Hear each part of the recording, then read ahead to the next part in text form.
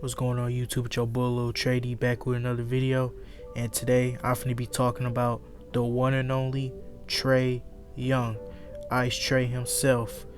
As Trae Young coming into the league was viewed as the next Steph Curry, as coming out of Oklahoma, people had a lot of expectations for him. Before I get started with this video, make sure y'all subscribe to my channel.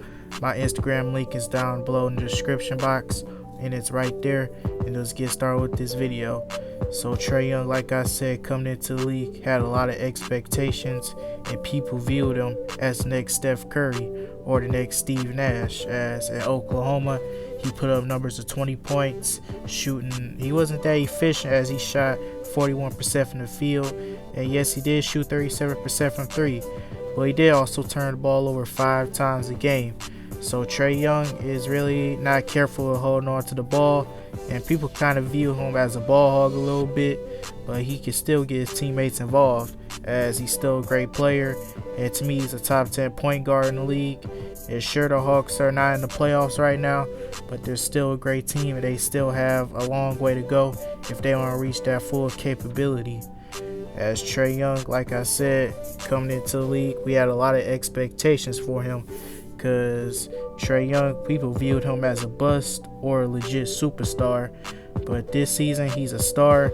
He just made an all-star appearance last season. He was on verge of making another all-star appearance, as he putting up, as he's not doing it efficiently, but he's still putting up great numbers, even though his team is really not winning, as they got the 10th best record in the Eastern Conference.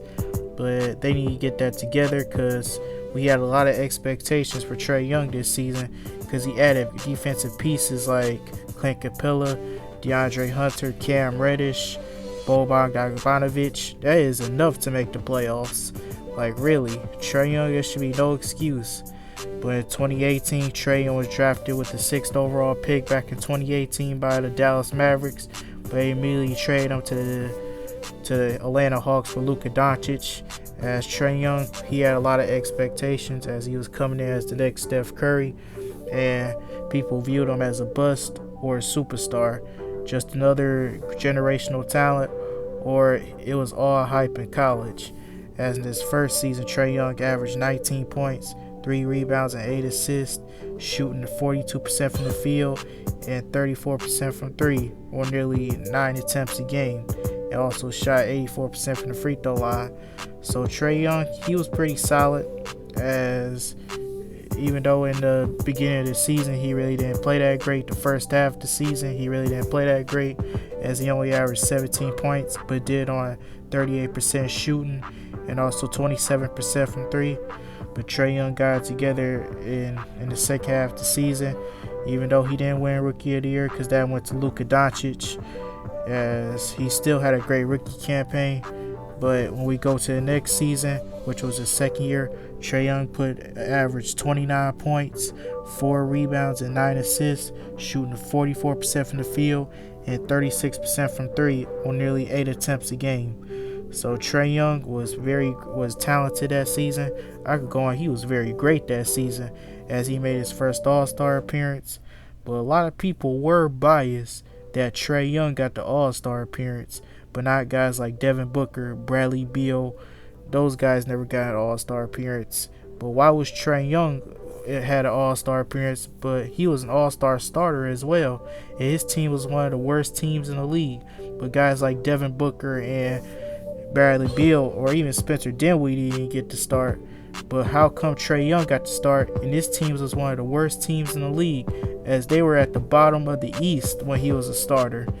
But you know why he was a starter? Because he put up historical numbers in his second season. This man averaged nearly 30 points and 10 assists a game. As sure, his turnovers wasn't that great, as he did turn the ball over 5 times a game. But when we go to the next season, Trae Young this season is averaging 26 points, 3 rebounds, and 9 assists, shooting 42% from the field and 36% from three. But he is turning the ball over 4 times a game, which is not good whatsoever. So even though Trae Young did get off to a slow start this season, as he only averaged 20 points, but he didn't do it efficiently, as he shot 40% from the field. But Trae Young got it together for the past 3 weeks, as he's been averaging 29 points a game. So Trae Young got together a little bit. But the Hawks, they're still not winning technically. As sure, the Hawks are 10th in the East, but that's not good because we had a lot of expectations coming in for Trae Young. Like, really. And to my opinion, Trae Young is getting a little bit overrated because people viewed him as a top 5 point guard in the league, which he's not. I don't think he's better than guys like Steph Curry, Kyrie Irving, Damian Lillard, Luka Doncic. I don't think he's in that elite company because his team is not winning that much. We had a lot of expectations coming in for Trae Young. He even had defensive pieces that could help him. He got guys like Cam Reddish. Sure, Cam Reddish is inconsistent on the offensive end, but defensively, he's been stepping up. You also got DeAndre Hunter, who's been averaging 15 points, doing it on 51% shooting and 37% from behind the arc.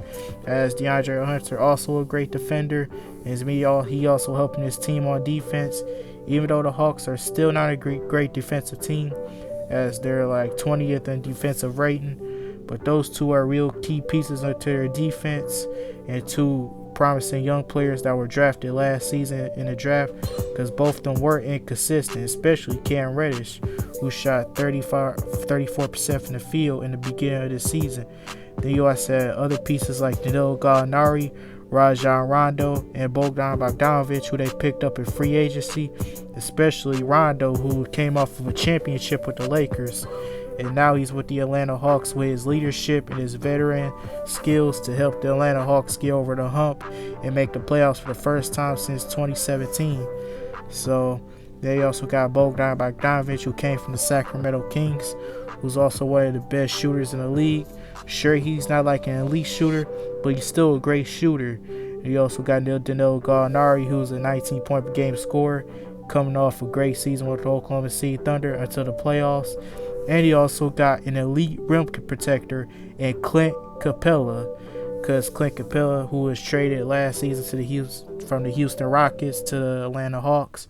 So Clint Capella is also a great piece with him too. So with all these defensive pieces, there shouldn't be no excuse for Trae Young not to make the playoffs.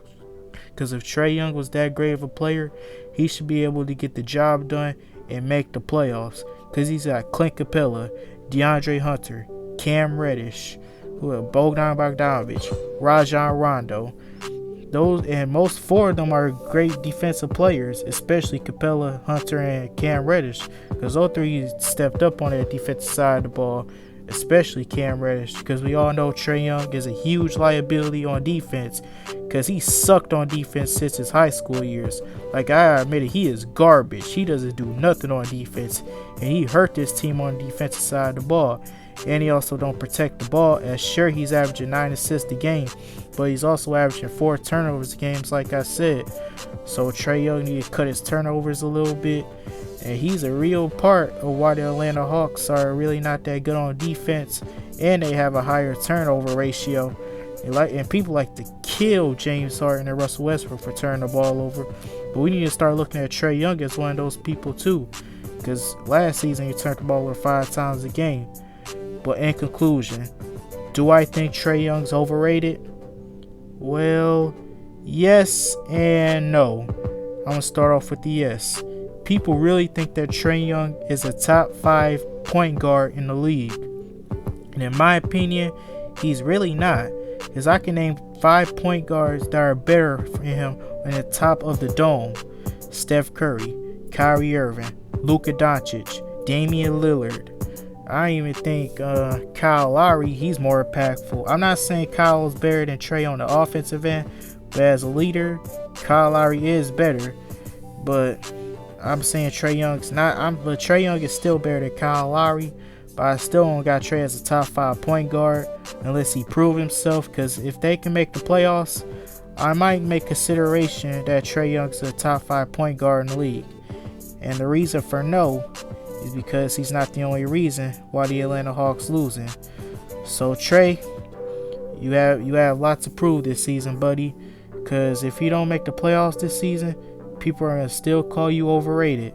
But that includes this video. Make sure y'all subscribe to my channel, hit that bell for notifications, and what y'all think about this video, hit that comment section down below. Is Trae Young overrated? Make sure y'all stay safe and healthy, y'all. This your boy Lil Trae signing out. Peace.